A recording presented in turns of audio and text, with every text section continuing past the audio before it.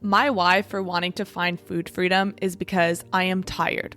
I'm tired of so many factors involved with this.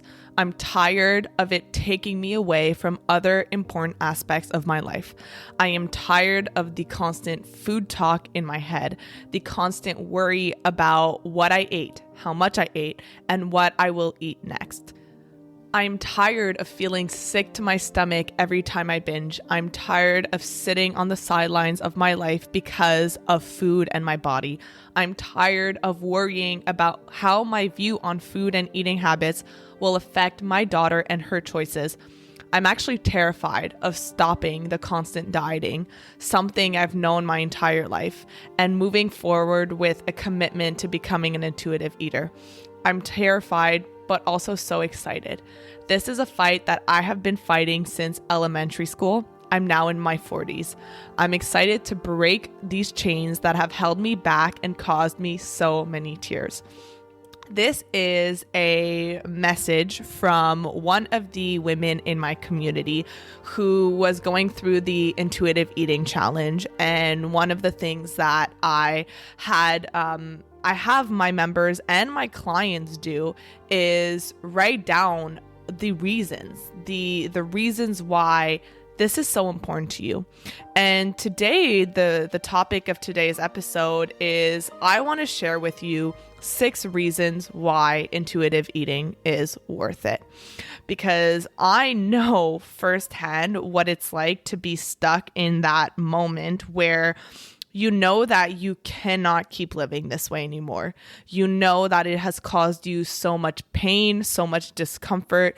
It has cost you on your relationships, on your mental and physical health. And yet, even in those moments of such deep pain, it is so hard to go against something that you've committed, some of you, your entire life to. I was talking about this with my boyfriend last night about how even when we know that something is wrong, we know that something is not right for us, it is so hard to accept it. It's hard in any context of our lives to hear something that we don't want to hear. And it is really hard when you have spent your entire life believing in this myth of dieting, believing that if I just try hard enough, if I just keep looking for that perfect diet for me, I will find the key. I will find that thing that is going to mold me into the body that's going to make me feel confident. I'm going to find that answer, that perfect diet that is going to fix all of my problems. And so I know that it can be really difficult to get to that rock bottom, that diet rock bottom. And there's a lot of fear that comes up when we think about making that commitment to intuitive eating. Any woman who has ever approached me to work with me or has shown interest in letting go of that diet mentality and pursuing a life of food freedom has felt a tremendous amount of fear.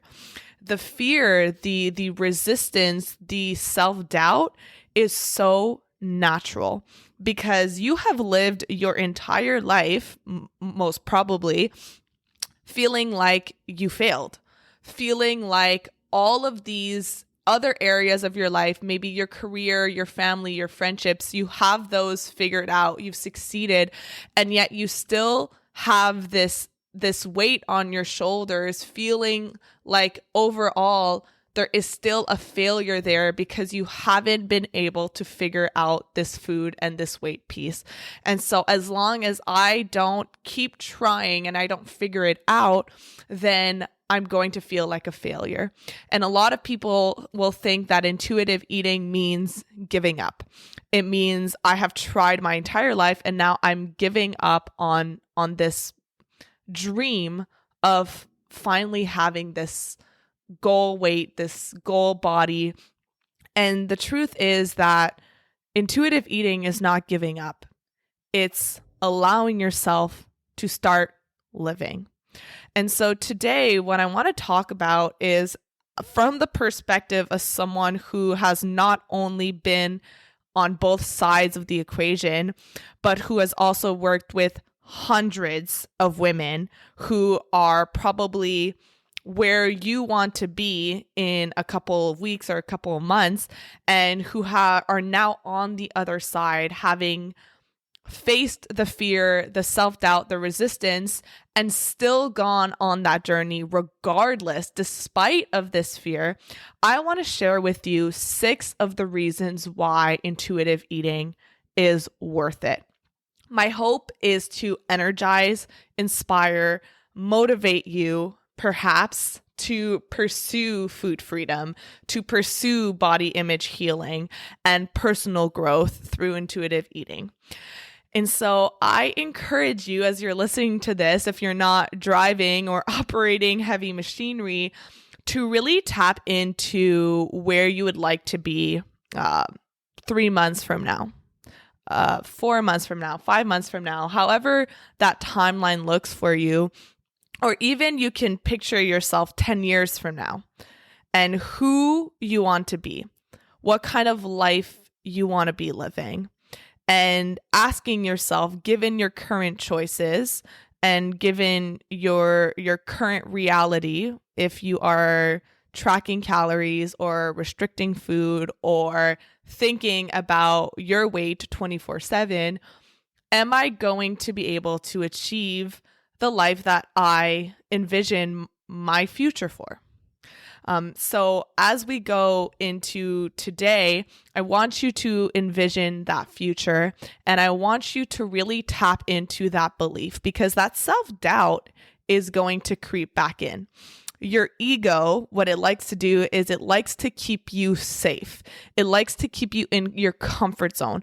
And so whenever you're faced with a change in your life, whenever you're pushed to do something that you haven't done or that feels unfamiliar to you, your ego is going to start yelling and bring up all of these reasons why you shouldn't do it, right? You shouldn't go after this new job. You shouldn't go after this new relationship. You shouldn't do this thing that pushes you out of your comfort zone, because your ego doesn't like uncertainty. It likes to know what's going to happen, and it likes to have predictability. And that's what dieting offers you. It's predictable. We know what's going to happen. It's going to work for a couple of weeks. You are going to follow a rigid set of rules, and then eventually you're going to fall off the wagon and you're going to fall back into your old habits.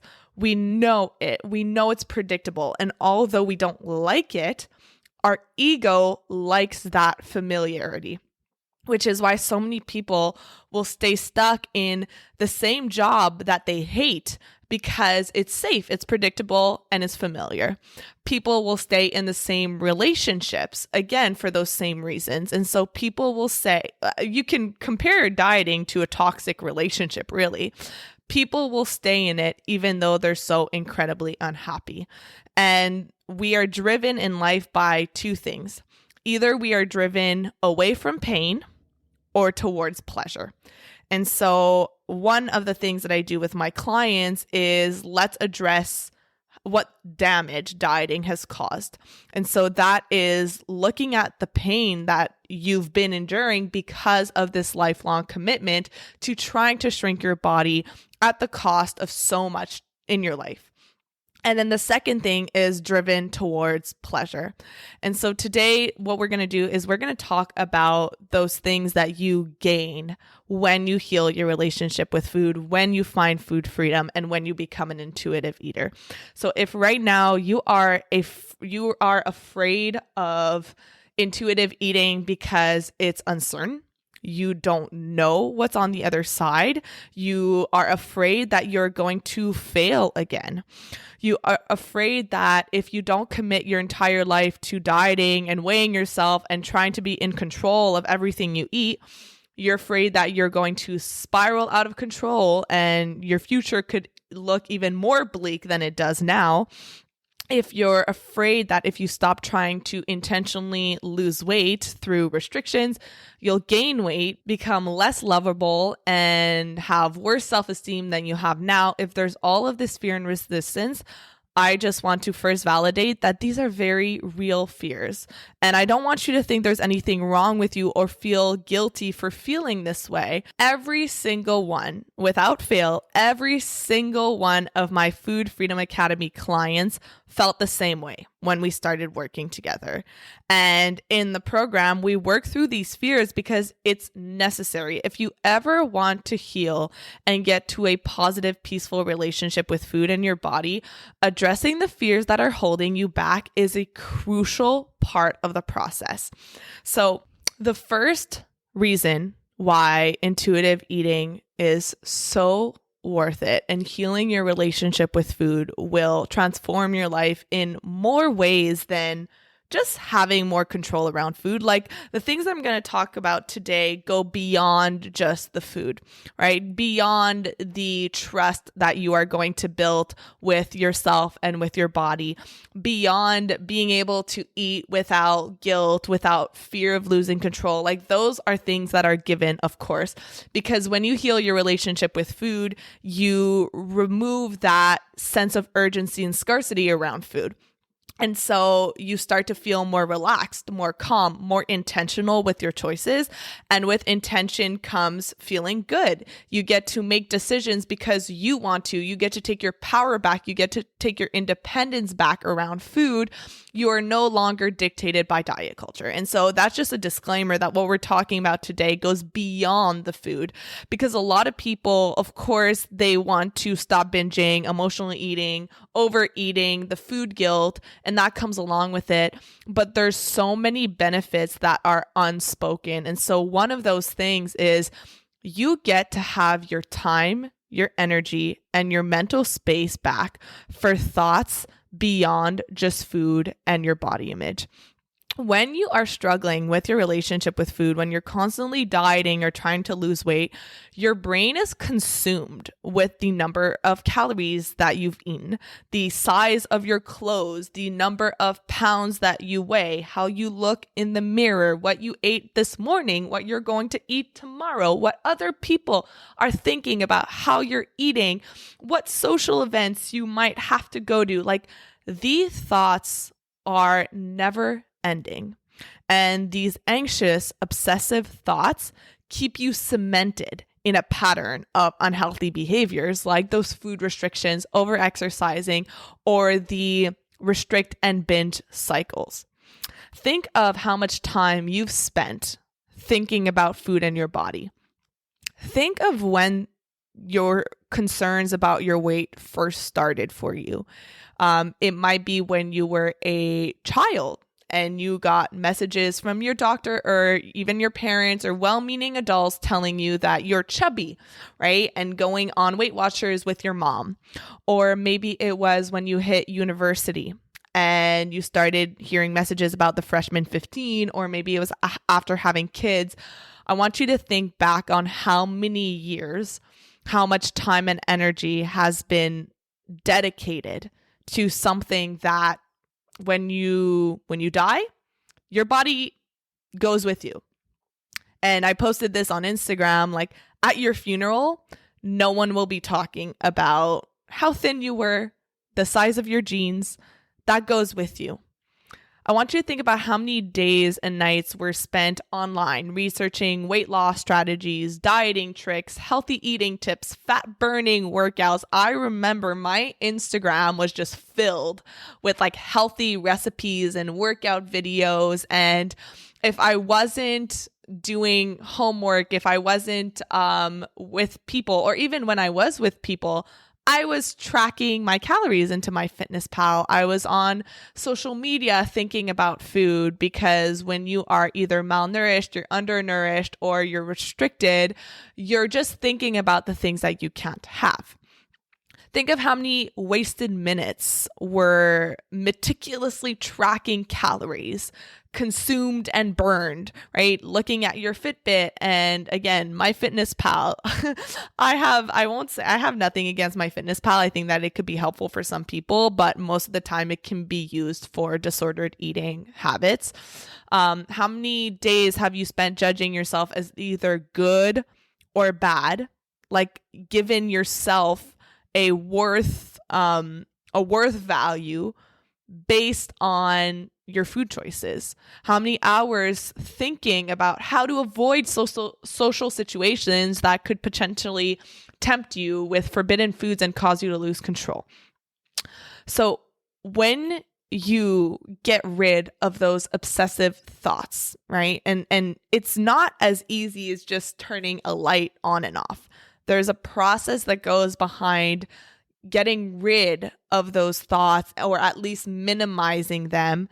What happens is, think of it as like a metaphorical plate, right? When you put all of these things on your plate that don't really matter, that don't add to your life, that don't serve you, there's only so much room on your plate. And that leaves very little room for things that really do matter to you, like your career, like being a good friend, being a good sister, being a good wife, being a good mom. All of those things don't have much space when on your plate, it's just taken by these big rocks of weight loss, of keto, of fasting, of exercising. And so when you start removing some of those unimportant rocks that don't serve you, you leave more room on your plate for things that do matter to you. You can start thinking about your hobbies, about your life purpose, about what you want to remember about your life. I had a client of mine who wasn't dating because how can you possibly focus on being in a relationship, being there for someone else, being a good girlfriend, putting yourself out there, eating in front of someone else, being comfortable naked with someone else, all of these pieces that go into a relationship. It is way too overwhelming when you don't have the mental space for it and you don't have the self-esteem or the sense of self-worth for it. And she had been dieting since she was 11 years old. She had spent over 20 years of her life keto, Weight Watchers, intermittent fasting, all of these different things, hoping that one day she would finally feel better. She would finally feel happy. But the thing is, when you're constantly chasing a body that you think is going to bring you something internally that you don't have right now, you're chasing forever.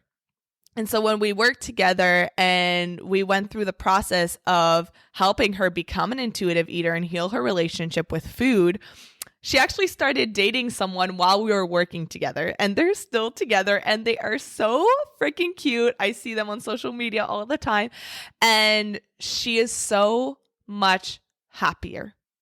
And all of these things that she thought mattered for 20 years of her life, she realized don't. Because what matters is the way that you make people feel.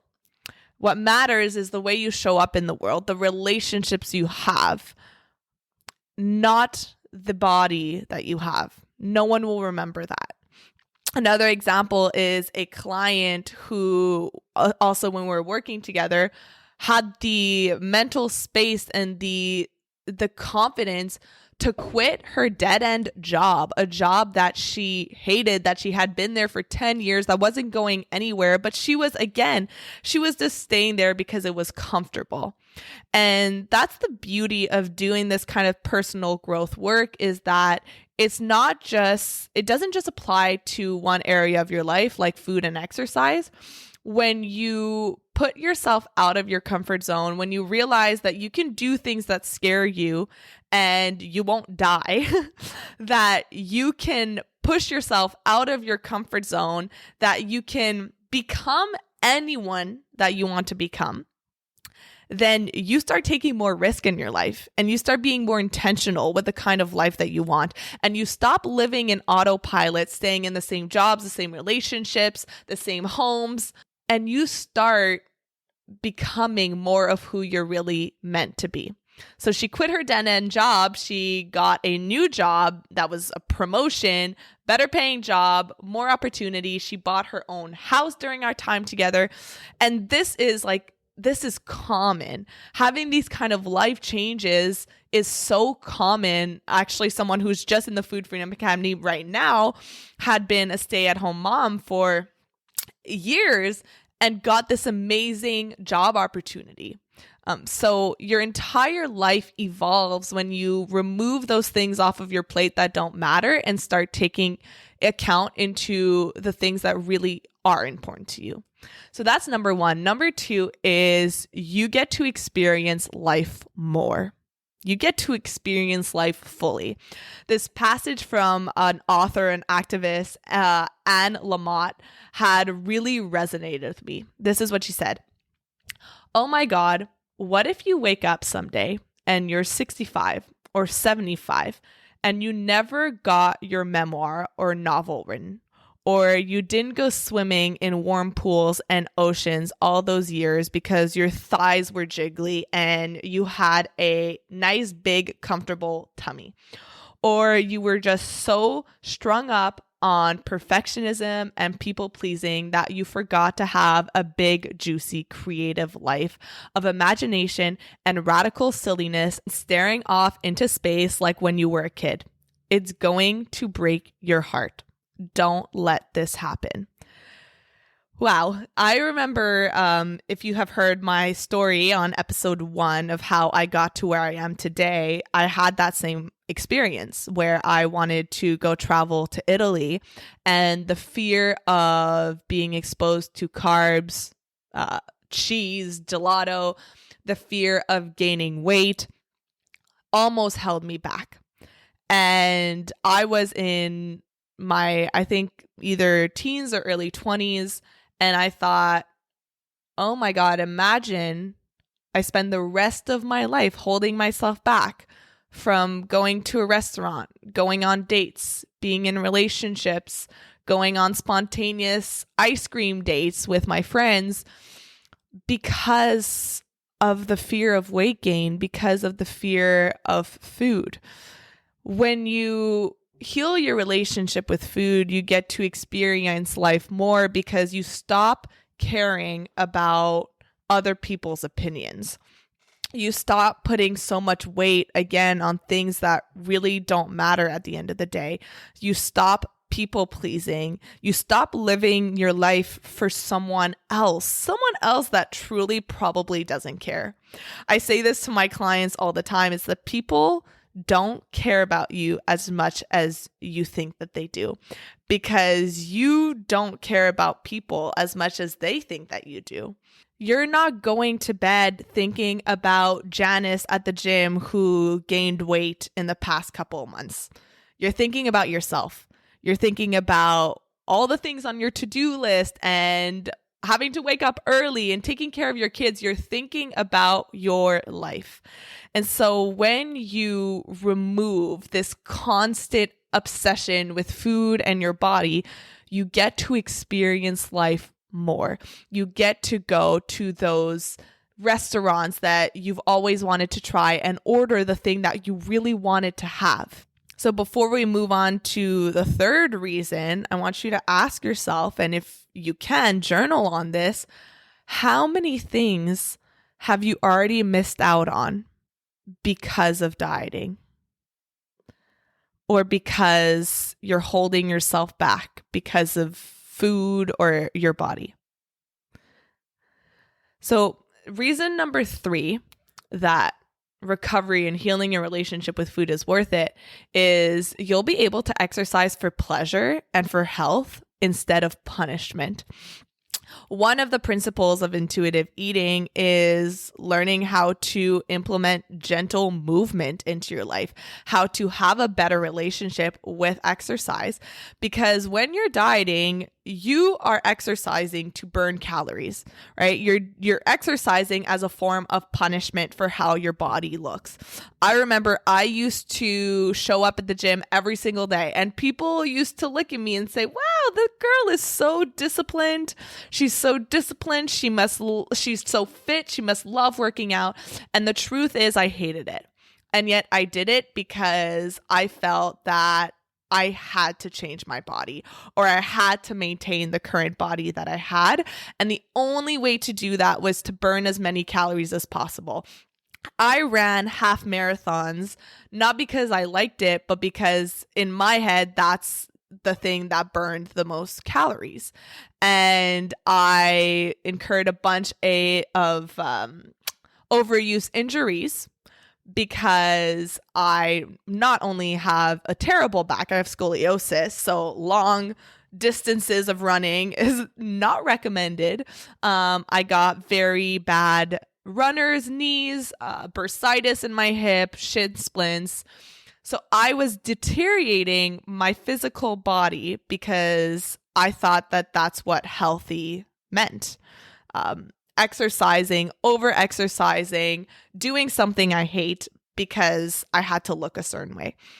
So when you remove the focus away from weight loss and you are able to start prioritizing healthy habits, and you stop thinking that there's one way to exercise, there's one way to eat, then you can start exercising and moving your body in a way that you enjoy, right? So whether that means dancing, going for a hike, biking, swimming, weightlifting, stretching, yoga.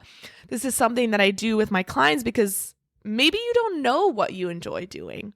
And maybe you need that guidance to find that form of movement that you are going to want to do.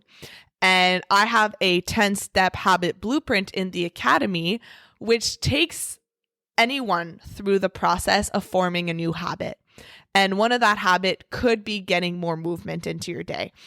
And a lot of people will approach movement with this all or nothing mentality.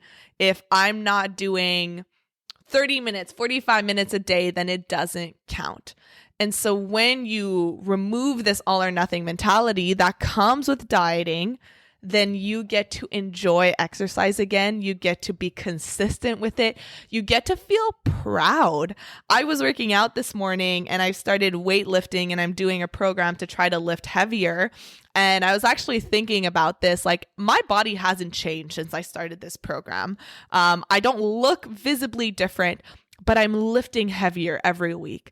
I feel strong. I feel confident. I feel proud of the fact that I'm making so much progress and I'm enjoying it. And the reason why I'm able to stay consistent is because my motivation to do it is not externally driven. It's not because I want to see a change on the scale or a change in how my clothes fits on me. It's because I want to enjoy it. I want to feel strong. I want to feel powerful. So that is something that is a really huge benefit from healing your relationship with food and with your body. So number 4 is you get to have more spontaneous moments with the people that you love. This kind of goes hand in hand with getting to experience life fully. But I remember that if someone were to text me back in the day, if someone were to text me and tell me, let's go out for dinner tonight, and I hadn't planned for it, I hadn't scheduled my meals accordingly, I hadn't eaten a smaller breakfast and a smaller lunch to make sure that I could earn or deserve a bigger dinner, I wouldn't go.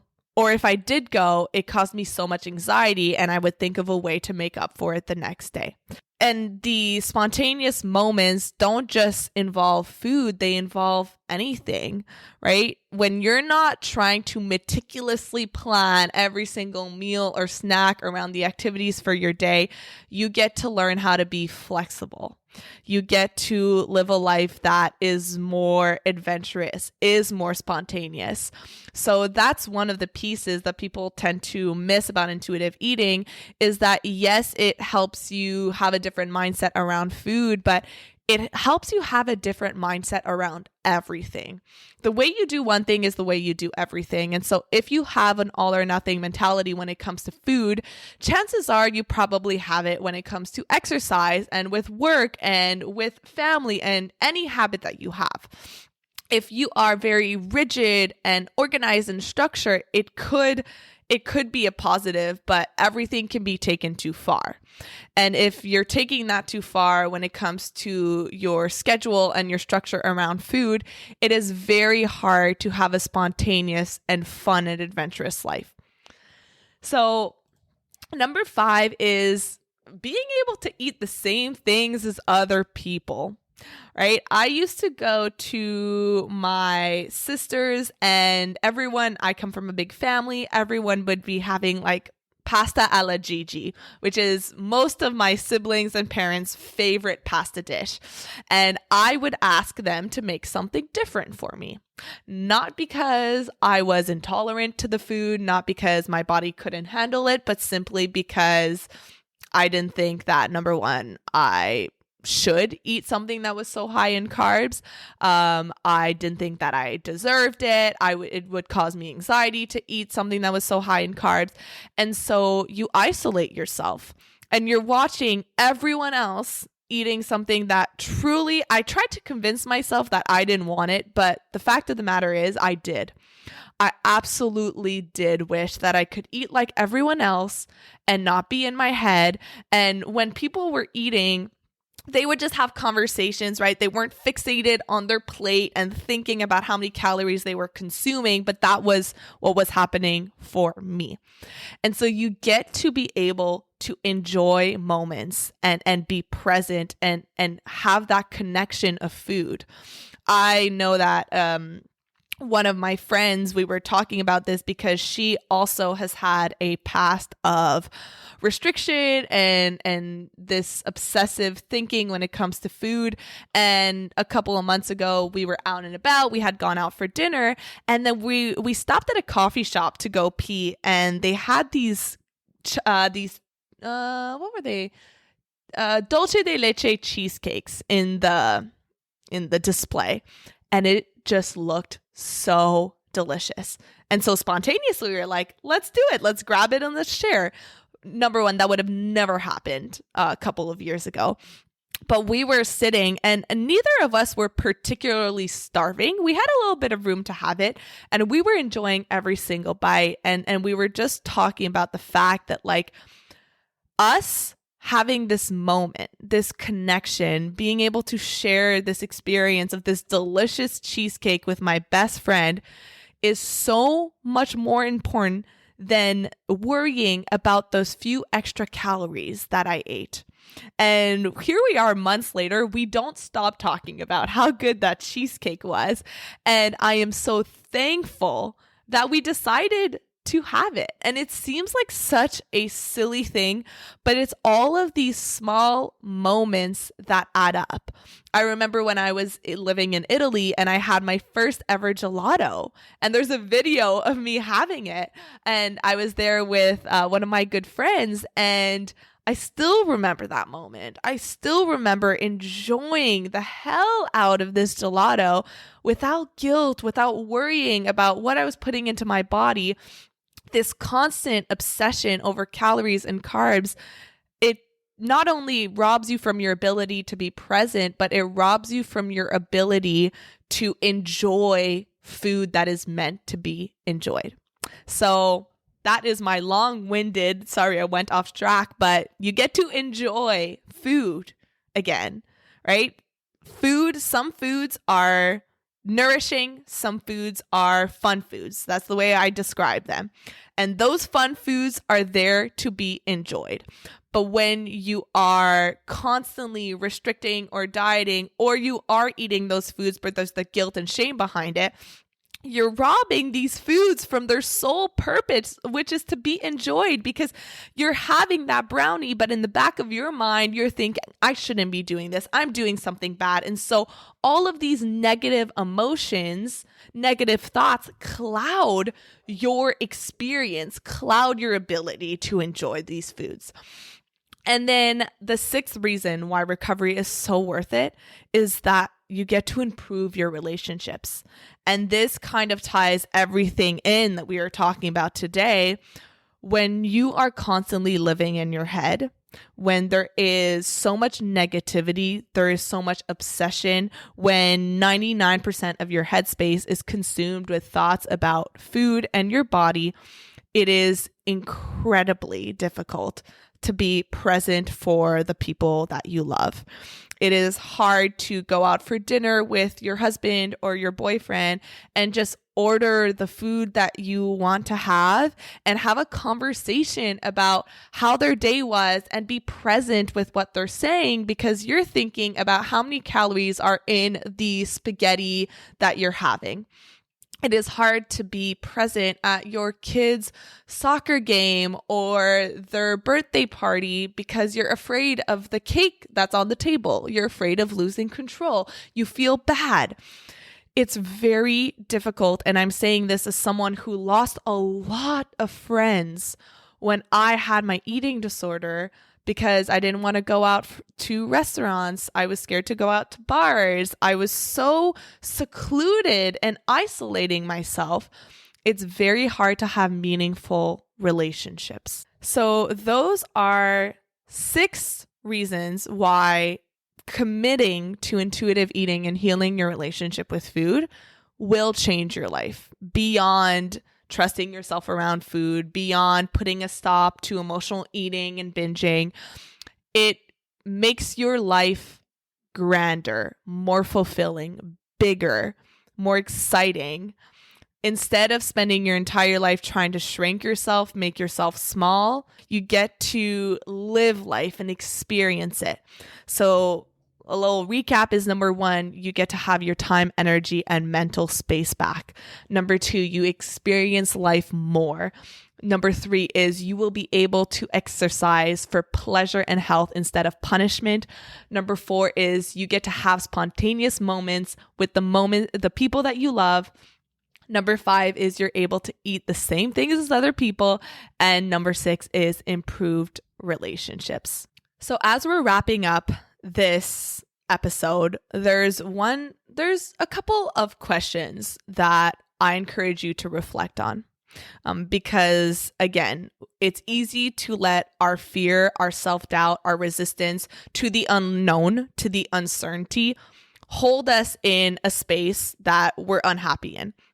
And it's interesting because we get so comfortable in our comfort zone, but this comfort zone is extremely uncomfortable.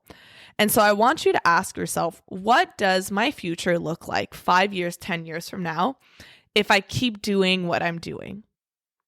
And there's a good way to do that fast forward and to think about what that future looks like, because chances are the past 5-10 years have pretty much looked the same. So what does the next 5-10-20 years of my life look like if I keep dieting, if I keep doing what I'm doing and going down this road? And then number 2 is, what do I want my future to look like? What do I want to value? What do I want to care about? What experiences do I want to have? A lot of the women who work with me, who join the academy, one of the things that a lot of them will say is, I want to be able to travel. Me and my husband, we talk about all these things that we want to do in the future when we retire. But right now, I can't see myself traveling. I can't see myself going out and being in a bathing suit. I can't see myself going to a restaurant and not being anxious and terrified the entire time I'm traveling. I don't know how I can put myself out of that comfort zone, because how can I possibly travel without anxiety, without guilt, the way that I'm living now? So what do you want to experience? And how can you start becoming the architect of your life instead of just watching it from the outside, just letting it happen on autopilot? When you start living your life with a sense of urgency and you realize that time is the only thing you will never get back. You can always make more money. You can always buy more things. You cannot get your time back. And it's a shame that people don't value their time as much as we all should, because again, it is fleeting. And I had a couple of years of struggling with my eating disorder. Those are years I won't get back. Those are years in university that I am sad. I am sad that I didn't fully live my life there. But I'm also really thankful that I healed when I did, because then I had my 20s that I could start living my life. And now I have the rest of my life ahead of me.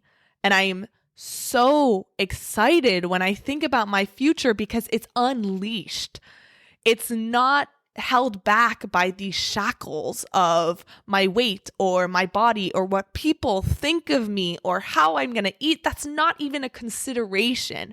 I get to think about how many people I'm going to get to help.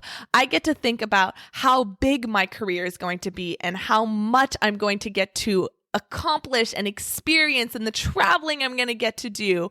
That's what I'm excited about. And I never would have been able to be excited about my future the way I am now if I hadn't made this commitment to feel uncomfortable, to pursue intuitive eating. And I have to tell you that it was not comfortable at first. It was scary, right? And it is especially scary if you're trying to do this on your own because you don't know where you're going. You don't know what you should be doing. You don't have an outside perspective to tell you, okay, are you doing the right thing? Are you on the right track? It is so easy to get sucked back into our comfort zone, to get sucked back into our old habits of restriction. It's easy to fall back into what we know because our brains, again, our ego is so strong and it wants to suck you back into familiarity. So if you're someone right now who is listening and you're feeling really inspired and motivated, but you feel that fear and that self-doubt and that resistance, I encourage you to not do this on your own because that future that you're dreaming about, it is possible for you. And with the right tools, the right support, the right process, you can make that future possible for you so much quicker, so much easier, so much faster. Instead of spending the next 5, 10, 20 years of your life through trial and error, trying to figure it out on your own, you can buy that time back and you can start living your life intentionally.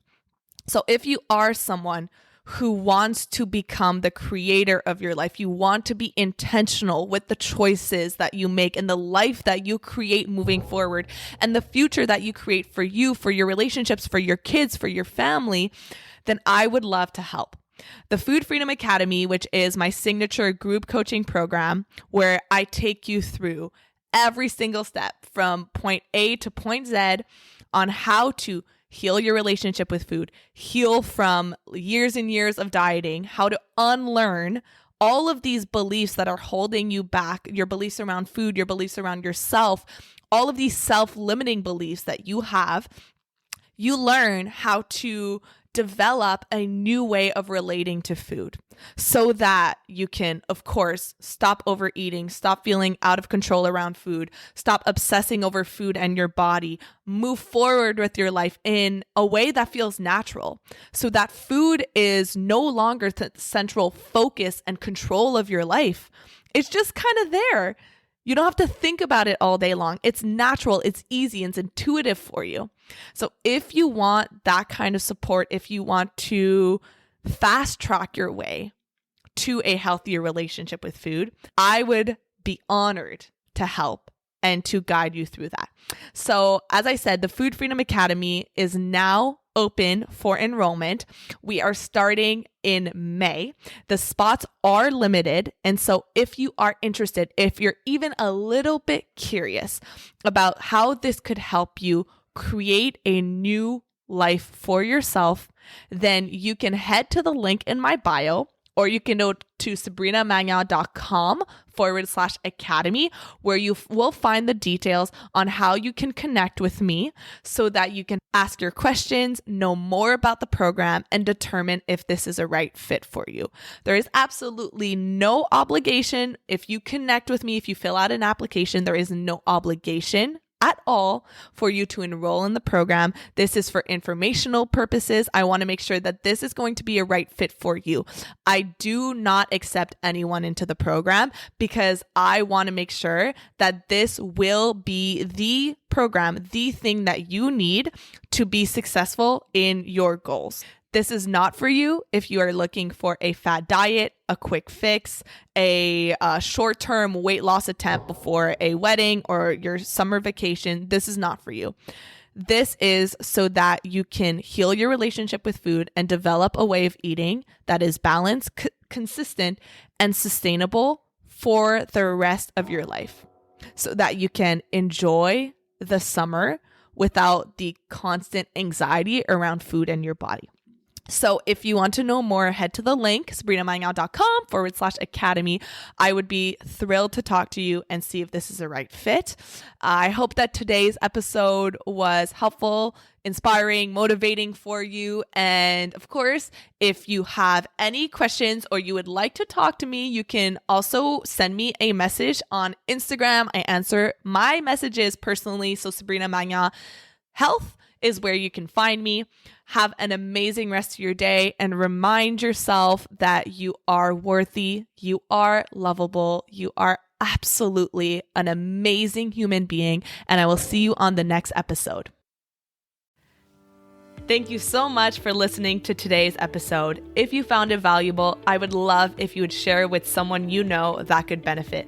If you're loving the show, don't forget to subscribe over on Apple Podcasts so you don't miss a single episode.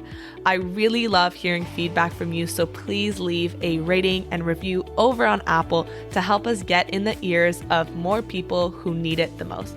Finally, come hang out with me on Instagram at Sabrina Magna Health for more educational content and get up close and personal with me. Thank you so much for being here, and I'll see you on the next episode.